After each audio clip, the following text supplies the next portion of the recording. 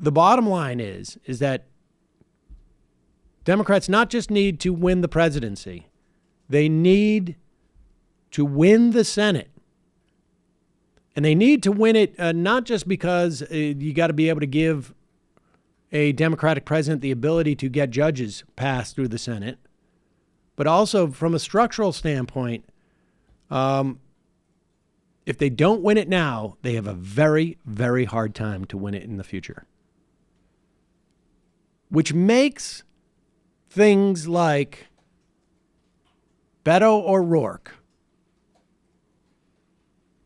running for president and Bullock from Montana, who just jumped in, running for president,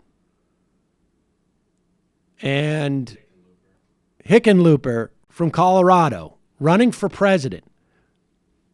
If you do not know the names Hickenlooper, or you only recognize it because it's a funny sounding name, or you vaguely recognize the name Bullock, it's because they're not going to win the presidency.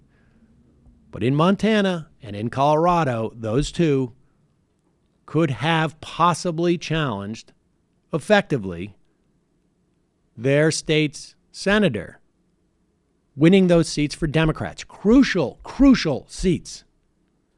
Texas is another one. How primed is Texas to flip in terms of the Senate race? I don't know. Let's ask Beto O'Rourke, because apparently how close they came in Texas in 2018 is the foundation of how he's going to win the presidency of the United States. Everyone's important, everyone counts. And at the end of the day, more votes than any Democrat has ever received in the history of the state of Texas. Young voter turnout up 500%. Won independence for the first time in decades.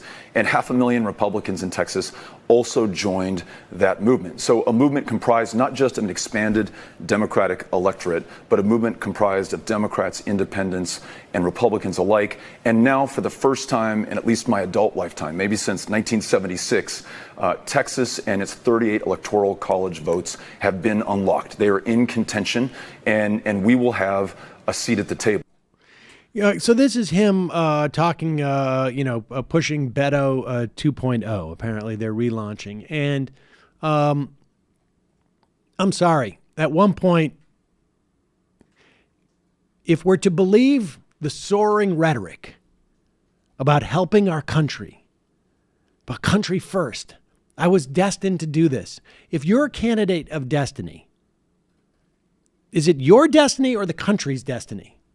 Like, I mean, the unbelievable narcissism of people who purport to tell us that they're just so compelled to public service that they have to do this. And then using the Texas miracle as if Texas was a miracle, then how about you dig deep and run for Senate, even though it may not be the job you want? I mean, honestly, it really is. Like, I don't know how we're supposed to take seriously a candidate. And I'm not just talking about Beto O'Rourke. I'm also talking about Hickenlooper, and I'm talking about Bullock and others, frankly. If it's too much of a self-sacrifice for you to run for the Senate, but you think that it's that you're compelled to help the country by running for the president, you're full of crap. I mean, honestly, it's pathetic. It's disgusting. Because a Republican Senate is in 2020 is going to be devastating. Going to continue to be devastating for the country, regardless of who's president.